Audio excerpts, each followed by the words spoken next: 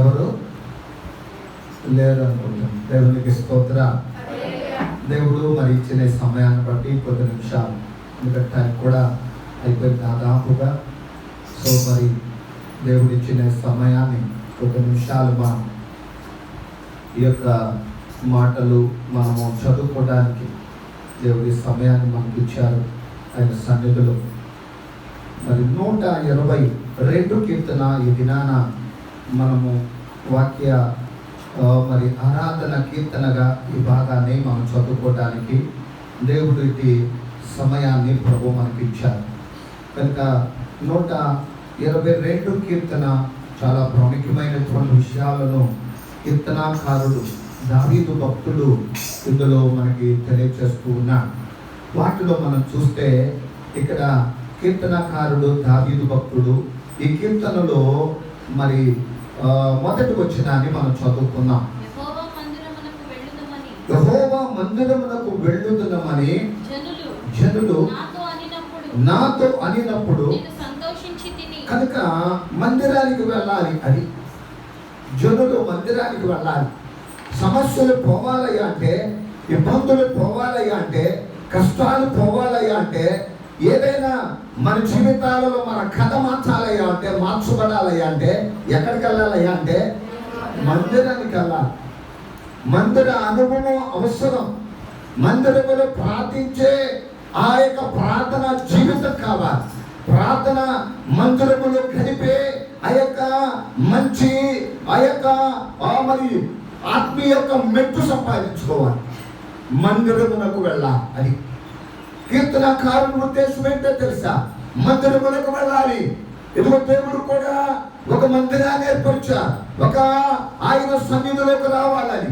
ఆయన సన్నిధిలో ఒక దినము గడిపితే 1000 దినముల కంటే శ్రేష్టమైనది. అయినా కానీ మనం ఏం చేస్తామంటే మన క్రమం తప్పుతూ ఉంటాం.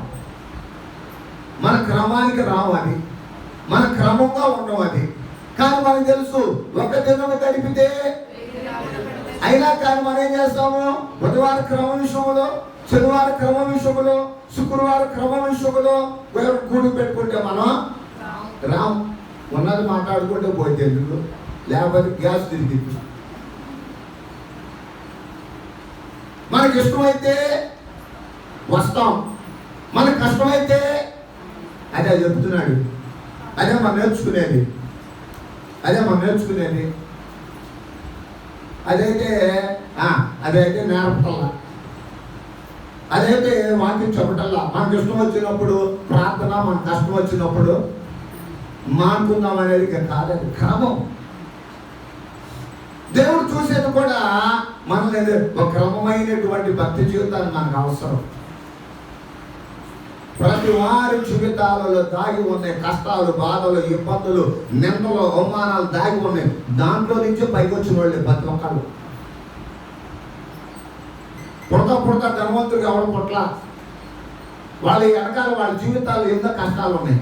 కానీ చనిపోతా నువ్వు పేదవాడిగా నువ్వు చనిపోకూడదు. అది ఎందుకంటే దేవుని తెలుసుకున్నవాడు గొప్పవాడు, దేవుని తెలుసుకున్నవాడు ఆస్తిపరుడు అవుతాడు, దేవుని తెలుసుకున్నవాడు గొప్పవాడు అవుతాడు. అది ఆయనలో సంపాదించుకొని మనం పోవాలి. అది అంతేగాని నేను పేదరికంలో పుట్టాను, మా తల్లిదండ్రులు ఏమీ లేదు, నాకు ఏమీ లేదు అని అంటే అది నీ లోపమే. నువ్వు సాధించాలి, నువ్వు నిలబడాలి, నువ్వు బాధపడాలి, నువ్వు కష్టపడాలి. అమెరికా వెళ్తున్నారయ్యా అంటే, ఇంగ్లాండ్ వెళ్తున్నారయ్యా అంటే, అనేక ప్రపంచ దేశాలు వెళ్తున్నారయ్యా అంటే జీవిత విలువ వాళ్ళకి తెలుసు, సమయం యొక్క విలువ వాళ్ళకి తెలుసు. వాళ్ళు ఊరకైనా డబ్బులు ఖర్చు పెట్టమంటే ఒక్క రూపాయి తీరు బయటకి. రాత్రి చెప్తాను, నేను మళ్ళీ చెప్తున్నా మీకు. ఎందుకో తెలుసా? వాళ్ళకి ఆ విలువ వాళ్ళకి తెలుసు. అది మనకు మాత్రం మనీ యొక్క విలువ తెలియదు, సమయం యొక్క విలువ తెలియదు. అందుకోసమే దేవుడు ఏమన్నాడు? మందిరానికి వెళ్ళాలి. అన్న తన కుటుంబంలో సమస్య ఉంది, బిడ్డలు లేని సమస్య ఉంది, బిడ్డల కనని సమస్య ఉంది, తనకే తనను బాధిస్తుంది, తనకే తనని ఇబ్బంది పెడతా ఉంది, తనకే తనను ఇదిగో గొడ్రాలుగా పెరుగుతుంది. అక్కే అత్తంటే ఎంత బాధేస్తుంది, ఎంత బాధగా ఉంటుంది, ఎంతగా నిందపడతా ఉంటుంది, ఎంత కష్టంగా ఉంటుంది. అలాంటి స్థితి ఎక్కడికి వెళ్తే మందిరంలోనే దొరికింది, మందిరంలోనే ప్రార్థన చేసింది, మందిరంలోనే అడిగింది, మందిరంలోనే ఆమె యొక్క మనవి చేసుకుంది. ఆ ప్రార్థన ఫలము సమూయేలు ఒక గొప్ప ప్రవక్త, ఒక దేవుని యొక్క ఒక రాజులను అభిషేకించిన ఒక గొప్ప న్యాయాధిపతిగా ఉన్నాడు. దేవునికి స్తోత్రం. గొప్ప వ్యక్తిగా ఉన్నాడు. ఈ రోజున దేవుని బిడ్డలారా మందిరానికి కావాలి. దావీదు ఎన్నో తనకు కోటలు ఉన్నా, ఎంతో స్థితి ఉన్నా అంటాడు కదా, మందిర ఆవరణములో నేను నాటపడాలి. మందిరంలో నాటపడే అనుభవం నాకు కావాలి. మందిరంలో స్థిరపడే అనుభవం నాకు కావాలి. మందిరాన్ని కోరుకున్నాడు. మందిర అనుభవం చాలా గొప్పది. దేవునికి స్తోత్రం.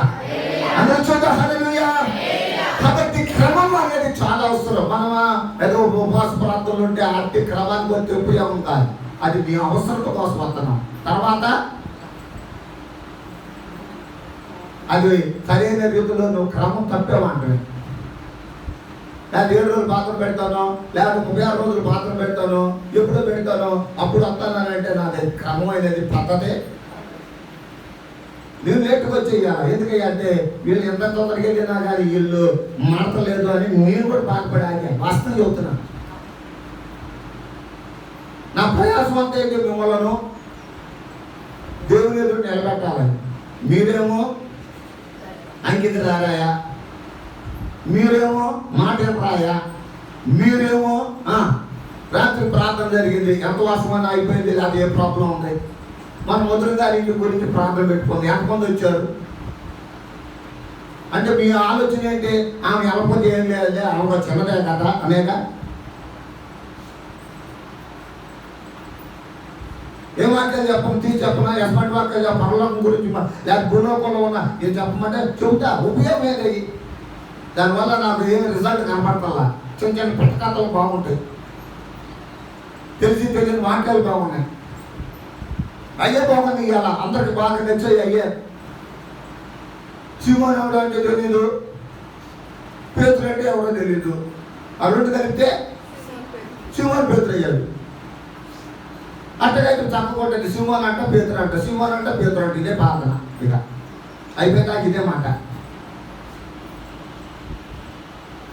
ఎందుకంటే ఆ క్రమం అనేది లేకపోతే 7:30 అన్న వాళ్ళు ఏంటి, ఎక్కడికి వెళ్ళారు మీరు? 7:30కి వర్షం అయినా, వాడి అయినా, తుఫాన్ అయినా, ఏదైనా రైట్ టైం అంటే రైట్ టైమే. ఈ విషయంలో ప్రతి ఒక్కరు కూడా గమనించండి. మీరు అట్టయినా లేకపోతే చపాతీ అయినా నాకేం పర్వాలా. నేను మనీ కోసం చేయట్లా సేవ. నాకు ఒక సమర్పణ ఉంది, నాకు ఒక బాధ్యత ఉంది, దానికోసం చేస్తున్నా. మీ సింగిల్ పైసా నేను వెళ్ళి పెద్ద నేను అక్కడేమో బ్యాంక్ బ్యాలెన్స్ పెట్టుకోవాలా? ఇప్పుడైనా చెక్ చేసుకోండి, నా దగ్గర డబ్బులు ఏమి ఉండవు. కనపడతా, గంభీరంగా కనపడతా. రైట్ టైంలో పట్టయి పాతాయి. దాని గురించి నాకేం బాధ లేదు. నాకు తింటాకు ఉంటాకు ఉంది. మళ్ళీ చెప్తున్నా, తింటాకు ఉంటా నన్ను పొస్తు పెట్టడం. పొట్టి పడినా ఒక పూట నా వారంలో ఎన్ని రోజులు ఉండడం కోసం అది దేవుడికి తెలుసు. ఎందుకయ్యా అంటే నా బాధ్యత అది. అంతేగాని నేను నా చేసే పని మీ అందరూ నేను చేసే పని అంటే ఎప్పుడు కడుపు నిండా తినేసి తెప్పుకుంటే చెప్పలా, వ్యావం కూడా చెప్పలా. మీరు చెప్పేదంతా ఏంటి అంటే ఖాళీ కడుపుతోనే చెప్పా. ప్రభువే సాక్ష్యం అది. ఎందుకయ్యా అంటే నేను మిమ్మల్ని ఇక అమ్మగారు ఒకసారి చెప్పింది, ఎప్పుడు ఆశీర్వాదం చెబుతావేంటే అంటది. ఎప్పుడు ఆశీర్వాదం గురించి చెబుతావేంటి అందరి. ఏం చెప్పాలన్నా? శాపం చెప్పు. జనానికి ఎట్ట తెలిసిందే శాపాలు అందరి. వాస్తవం అది. నేనేం చెప్తున్నానంటే ఎప్పుడు చూసిన ఆశీర్వాదాలే. మోకరించి ఆశీర్వాదాలు, కళ్ళు ముయ్యే ఆశీర్వాదాలు, కళ్ళు తెరు ఆశీర్వాదాలు. నేను చెప్పేయండి అయ్యి. మీకు ఎంత ఉన్నది? బాగుంది. ఇంటాకి బయటికి వెళ్ళేటప్పుడు అక్కడే ఆ తలుపు గంట రాసి వెళ్ళిపోతున్నారు. మాట ఇంటే ఏంటి, ఎనకపోతే ఏంటి, ఆ మాట నేను చెప్పతలా. లేదా ఎప్పుడో జీవించబడేవాళ్ళు, ఎప్పుడో మీరు అభివృద్ధిలోకి రావాలి, ఇంకా ఎప్పుడో మీరు ఉన్నత స్థితిలో ఉండాలి, ఇంకా ఎప్పుడో మీరు దేవుని యొక్క పాదాలు పట్టుకోవాలి. ఎప్పుడు పట్టుకుంటారు దేవుని సన్నిధిలో? ఆ మెట్టు ఎప్పుడు పెట్టుకుంటారు? నిలబడాలిగా. మందిర అనుభవం చాలా గొప్పది. ఇది మందిర అనుభవాన్ని పోగొట్టుకొని నష్టపోయిన వాళ్ళు దేశంలో కోకొల్లో ఉన్నారు. మందిర అనుభవమును లేకుండా వారి జీవితాలు పతమైపోయారు. మందిర అనుభవాన్ని కోల్పోయి ఎంతో వారు ఆశించిన దానిని వారు పొందుకోలేక అల్లాడిపోతున్న వాళ్ళు ఎంతో మంది ఉన్నారు. మందిర అనుభవం చాలా గొప్పది. మందిర అనుభవం లేకుండా నువ్వు చేసుకోకూడదు. దావీదు భక్తుడు అంటున్నాడు, యెహోవా మందిరమునకు జనులు వెళతానంటే నేను సంతోషించేదని. దేవునికి స్తోత్రం.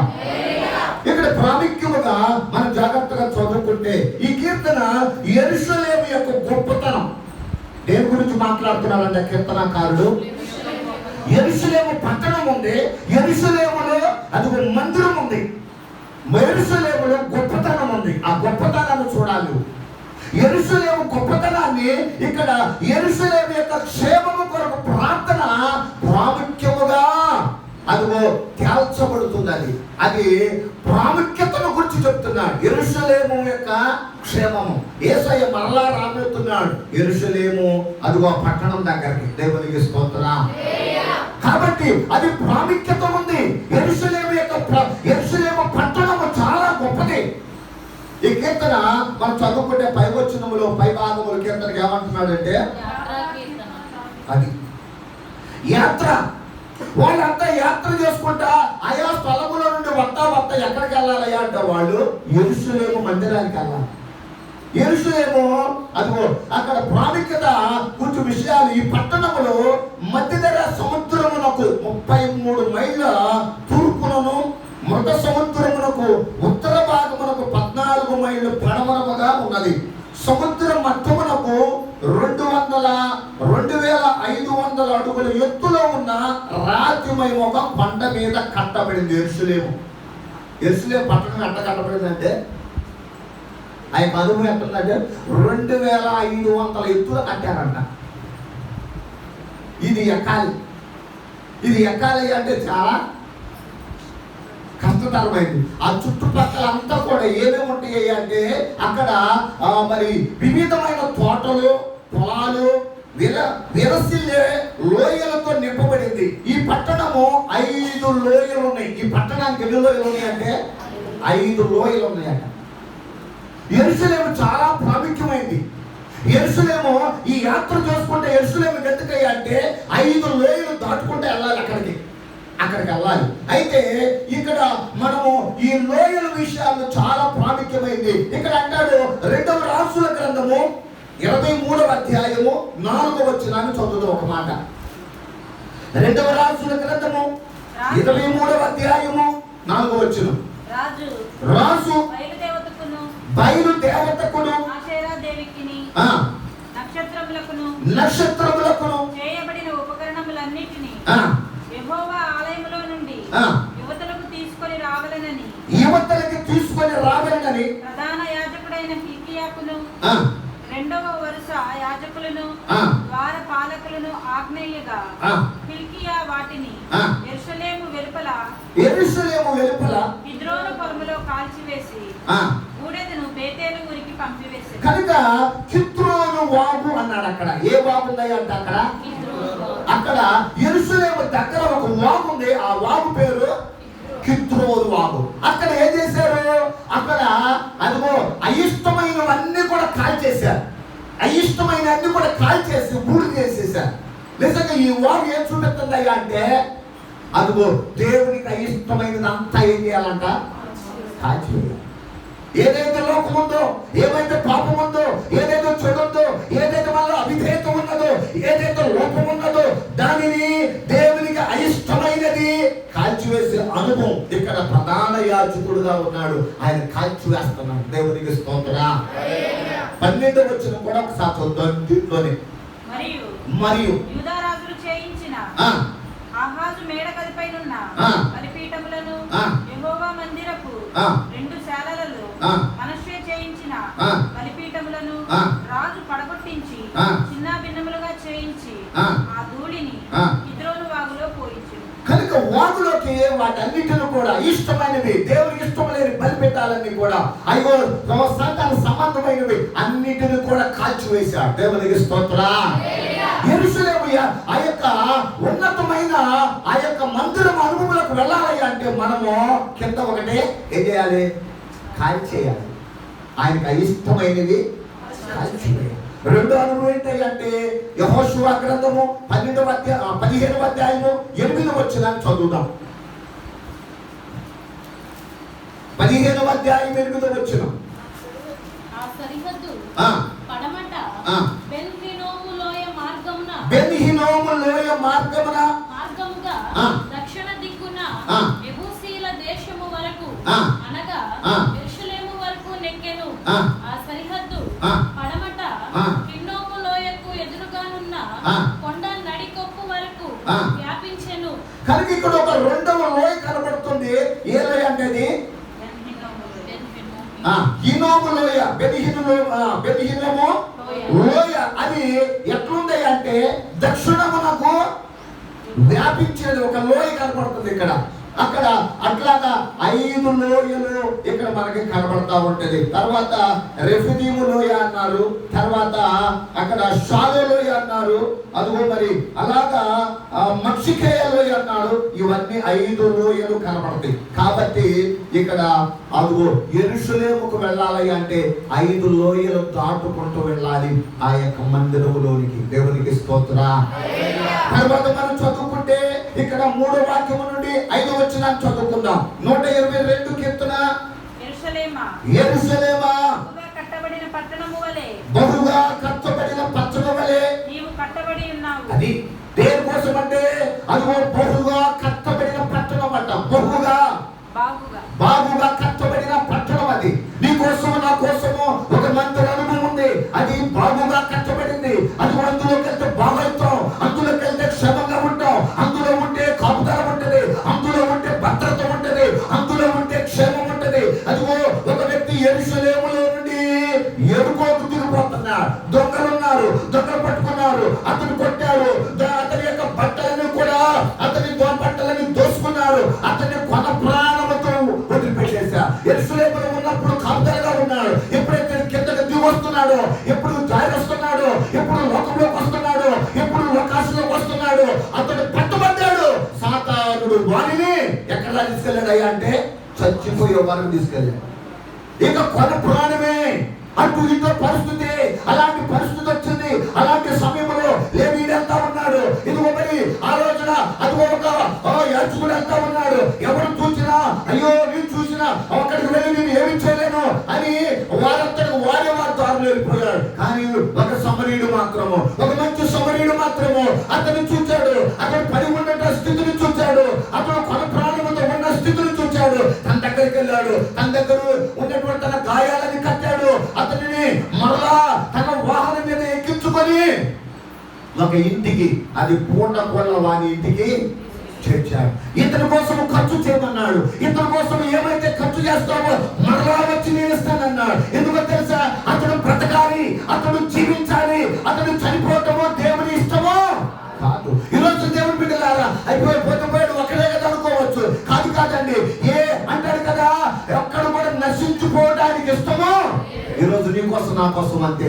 ఆ ఒక్కరిగా నువ్వు ఉండాలని, ఆ ఒక్కరిగా నేను ఉండాలని, ఆ ఒక్కరిగా మనం ఉండాలని ఎక్కడ ఈ పూటకొల్ల వాణి ఇల్లు అయినటువంటి మందిర అనుభవంలో ఉంచాడు. మన కోసం ఖర్చు చేశాడు, మన కోసం రక్తము కార్చాడు, మన కోసం శరీరమును ఆయన అదిగో ఒకటి తక్కువ 40 దెబ్బలు తిని మన కోసము ఆయన రక్తము ముద్దగా మాడారు. అందుకోసమే యేసయ్య అవమానాలు లెక్క చేయలా, ఆయన నిందలను లెక్క చేయలా, ఆయన ముళ్ళ కిరీటం లెక్క చేయలా.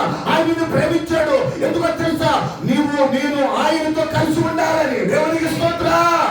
ఆయనలో ఉండాలని, ఆయనలో జీవించాలని ఇవన్నీ కాలం ఆలోచిస్తున్నావా? దేవుని ప్రేమ విషయంలో నిర్లక్ష్యము చేయకూడదు, నిర్లక్ష్యము చేయకూడదు. దేవుని మందిర అనుభవం ఏంటో తెలుసా? ఇక్కడ అంటున్నాడు, ఎవరు కూడా అది దెబ్బలు తిని అలాగా పడిపోవడం ఆయనకి ఇష్టమో. యేసయ్య ప్రేమ అలాంటిది. ఈరోజు నీ కోసం నా కోసం అంత ప్రేమ చూపించాడు. కాబట్టి అంటాడు కదా, 2 దేనారాలు ఇచ్చాడు. ఎన్ని ఇచ్చాడట? 2 దేనారాలు. అంటే అదిగో పాత నిబంధన 2 ఖర్చు చేయమన్నాడు. ఏమైతే ఖర్చు చేస్తావో మళ్ళా నేను వచ్చి ఇస్తా. దేవునికి స్తోత్రం. అందరూ చూద్దామా? హల్లెలూయా, హల్లెలూయా, హల్లెలూయా. లేదు, ఎంతమంది చూసి లేదా అంటాడు. దేవునికి స్తోత్రా. అందుకోసమే దేవుడు మన కోసం ఎంత ఖర్చు చేశాడయ్యా అంటే, ఒక వ్యక్తి ఎంత ఎవరు చేయలేని ఖర్చు అని అంటాం మనం. ఇంటి కోసం ఎంత నేను ఖర్చు చేశా, పిల్లల కోసం ఎంత నేను ఖర్చు చేశా, ఇదిగో నీ కోసం ఎంత ఖర్చు పెట్టాను అంటాడు. యేసయ్య పెట్టిన ఖర్చు, ఆయన పెట్టిన ఎంతో విలువైనటువంటిది, అది ఈ లోకంలో ఎవరు పెట్టాల. దేవునికి స్తోత్రా. ఆ ప్రేమకు మనం పాత్రులు అవ్వాలి, ఆ ప్రేమకు మనము బద్దులవ్వాలి, ఆ ప్రేమకు మనము అదిగో ఆయన ఎదుట మనము నిలబడాలి. దేవునికి స్తోత్రా. యెరూషలేము యొక్క గొప్పతనము చెబుతా ఇక్కడ అంటాడు, యెరూషలేము ఇశ్రాయేలుకు రాజధాని. యెరూషలేము ఇశ్రాయేలుకు రాజధాని, పరిపాలనకును ఆరాధనకు కేంద్ర స్థలం. అది పరిపాలన ఆరాధనకు కేంద్ర స్థలము. 12 గోత్రముల వారికి ఒకే తాటి మీద నడిపించే శక్తిగా ఉండాలని దేవుని సంకల్పం. దేవునికి స్తోత్రా. ఎన్ని గోత్రాల వారికట? అసలు 12 మంది. నేను ఆలోచనలు ఎట్లుంటాయి? 12 మంది ఏమంటే 12 మంది ఆలోచనలు ఎట్లుంటాయి? 12 రకాలుగా ఉంటాయి. కానీ దేవుని ఆలోచన తెలుసా? ఒకే తాటి మీదకి రావాలి, ఒకరే దాని మీదే ఉండాలంటే ఐక్యత కలిగిన వారిగా ఈ 12 గోత్రాలందరూ యెరూషలేములో ఒకే ఆలోచనలోకి మందిరానికి రావాలని దేవుని సంకల్పం. దేవునికి స్తోత్రా. ఎన్ని విన్నా, ఎన్ని పరిస్థితులు ఉన్నా, ఎన్ని విధాలైనటువంటి సమస్యలు పడుతున్నా దేవునిలో ఏకమవ్వాలి. దేవునికి స్తోత్రా. దేవునిలో ఐక్యతను చూపిస్తుంది. ఆయనే కేంద్ర స్థలముగా ఉన్నాడు. ఆయనలో మనం ఏకమవ్వాలంటే మనము వేరుగా ఉండి ఏమీ చేయలేం. కాబట్టి ఆయన సంకల్పం అది. అదిగో మరి క్రీస్తుకు పూర్వం యూదులకు ఇశ్రాయేలులకు ప్రాముఖ్యమైన 3 పండుగలు ఉండేవి. ఒకటి ప్రథమ ఫలము పండగ, రెండవది నెలల పండగ, మూడవది సంవత్సర పండగలు అనేవి ఉండేవి. అయితే ఇక్కడికి 3 సార్లుగా 12 గోత్రాలు యెరూషలేమునకు వెళ్ళి ఆరాధించాలని దేవుడు ఆరోపించాడు. దేవునికి స్తోత్రా. 3 పండుగలు ఉండే వాళ్ళకి. ఎవరికి? యూదులకు, ఇశ్రాయేలుకి. ఏమేమి పండుగలు అయ్యి? ప్రథమ ఫలము, నెలల పండగ, సంవత్సరాల పండుగ. 3 పండుగలు. ఈ 3 పండుగలకి యెరూషలేము తప్పనిసరిగా రావాలి. వాళ్ళు వచ్చి అలాగ వచ్చి ప్రభుని ఆరాధించడానికి వచ్చేవాడు. ఇప్పుడైతే మనం 3 సార్లు కాదు వచ్చేది, ఎప్పుడైనా ప్రతిదినం అన్నాడు మందిరం. దేవునికి స్తోత్ర. కనుక ఇక్కడ ఆ మాట చెప్తున్నా. నిర్గమకాండం 34:22లో చెప్పాడు. ఒక మాట చదువుకొని ముందుకు వెళ్ళిపోతాం. ఇక నిర్గమకాండము 34:22 వచ్చిన మరియు నీవు గోధుమల కోతలు, ప్రథమ ఫలముల పండుగను అనగా వారముల పండుగను, సంవత్సరాంతము పంట కూర్చు పండుగను ఆచరింపవలెను. కనుక ఎన్ని పండుగలు వచ్చినాయి? ఒకటి వచ్చినాయి. మళ్ళా చదువమ్మా.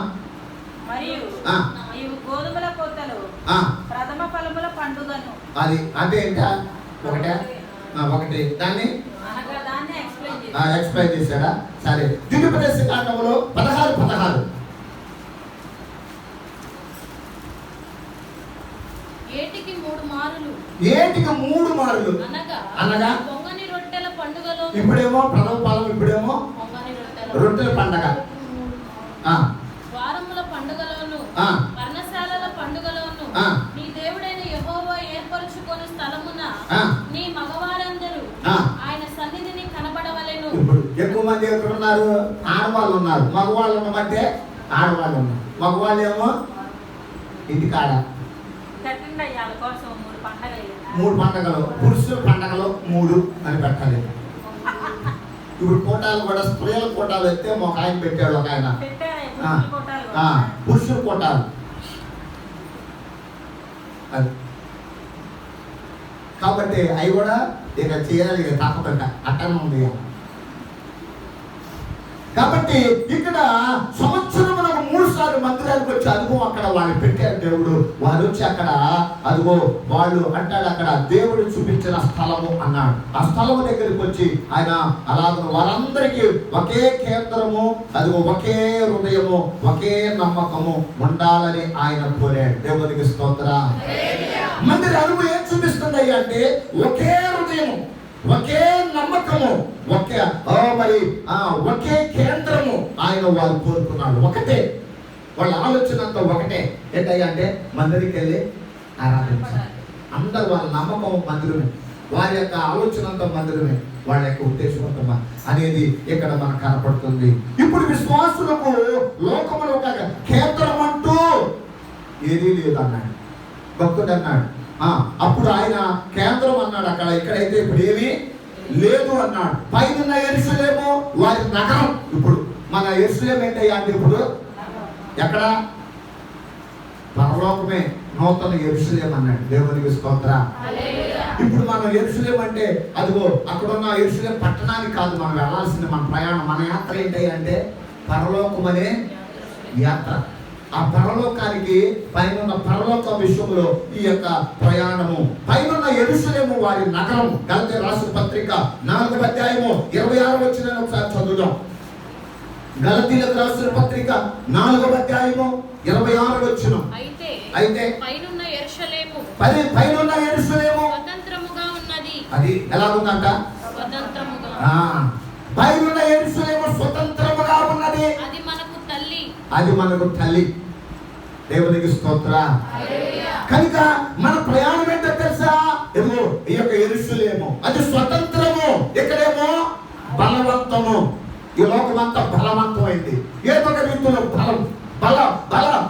బలవంతముగా సాతానుడు మనలను పట్టి లోకం వైపు తిప్పుతా ఉన్నాడు, ఆశ వైపు తిప్పుతున్నాడు, ఆలోచన వైపు తిప్పుతున్నాడు, అనేకమైన పరిస్థితులు చూపిస్తా ఉన్నాడు. కానీ దేవుడిలాగా అది పరలోకం ఏంటో తెలుసా? పరలోకం ఏంటో తెలుసులేమో అది స్వతంత్రము. దేవునికి స్తోత్రం. దాని విషయంలో మాట్లాడుతున్నా. ఎఫెసీయులకు రాసిన పత్రికలో అంటాడు 4వ అధ్యాయం 13వ వచనం. పరిశుద్ధులు సంపూర్ణులగునట్లు క్రీస్తు శరీరము క్షేమాభివృద్ధి చెందుటకును పరిచర్య ధర్మము జరుగుటకును ఆయన కొందరిని అపోస్తలులు గాను, కొందరిని ప్రవక్తలను గాను, కొందరిని సువార్తికులను గాను, కొందరిని కాపరులను గాను, ఉపదేశకులను గాను నియమించారు. కనుక ఇవందరి యొక్క పని ఏంటో తెలుసా? వీళ్ళందరి పని, నీ పని, నా పని, ఈ అంత పని ఏంటయ్యా అంటే పరిచర్య ధర్మం జరిగించి పరలోకానికి వెళ్ళాలని. దేవునికి స్తోత్రం. మనంతా పని అంతా కూడా, ఈ 5 వేలు చేసే పని అంతా కూడా, 5 పరిచర్య చేసే పని అంతా కూడా దేవుని యొక్క పరలోకం వెళ్ళడానికి. దాని గురించి మాట్లాడుతున్నాం. అయితే ఇక్కడ ప్రాముఖ్యంగా ఇవన్నీ మనం చదువుకున్నాం. అయితే ఇంకొకటి యెరూషలేము క్షేమము కోసం ప్రార్థన 6 నుంచి 9 వరకు చదువుదాం. 22 వచ్చాం.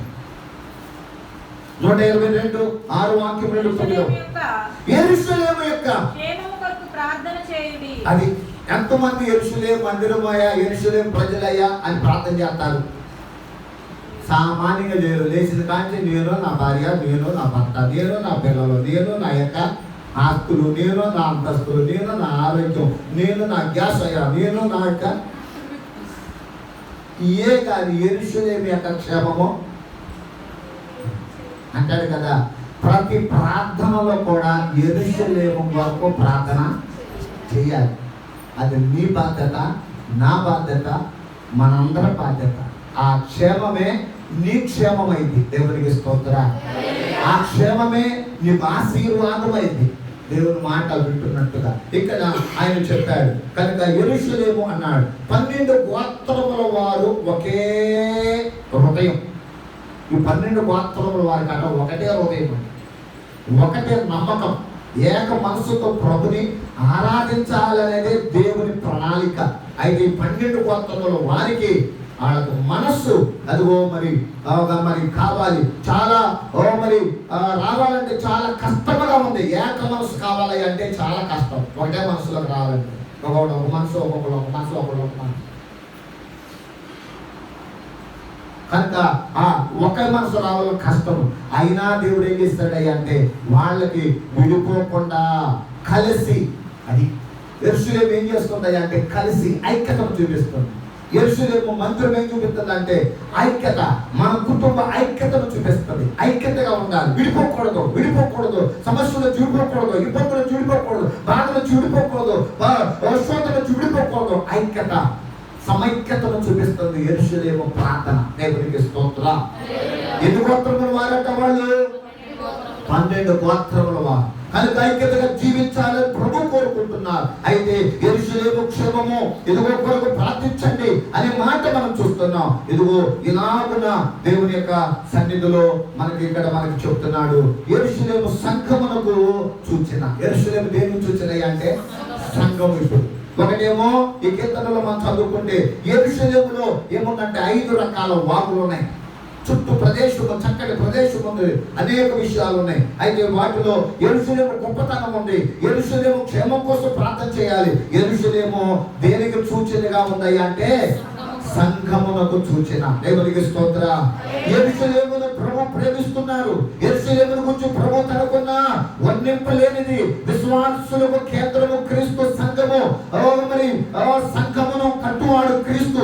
మరి విశ్వాసులు సంఘములోనే ఆరాధన చేయవలెను. ఇక్కడ అనే మాట మనం చదువుకుంటున్నాం. అపోస్తుల కార్యం 2:41 చదువుదాం ఒక్కసారి. అపోస్తుల కార్యం 2:41. కాబట్టి అతని వాక్యము అంగీకరించిన వారు బాప్తిస్మము పొందిరి. ఆ దినమందు ఇంచుమించు 3,000 మంది చేర్చబడిరి. 3,000 మంది చేర్చబడిరి.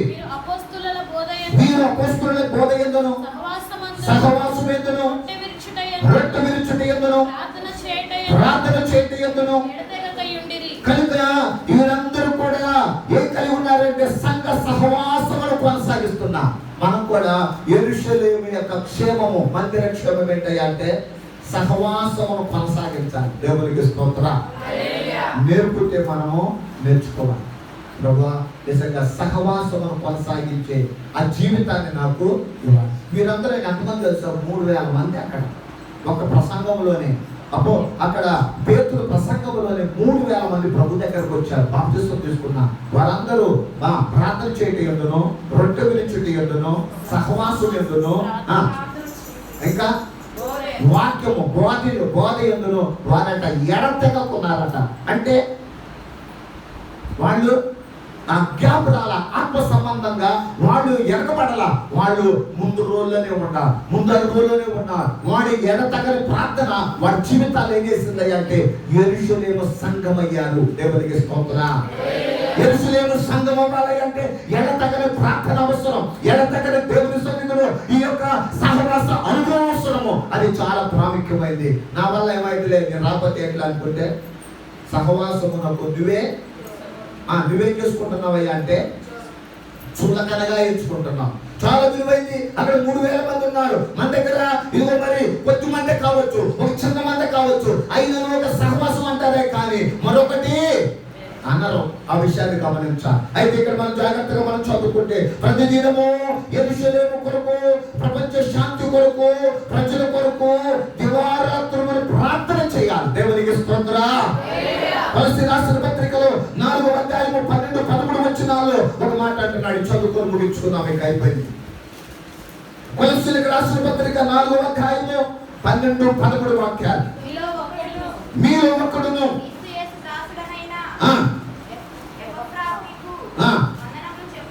వందనములు చెప్పుచున్నాడు. వీరు సంపూర్ణులను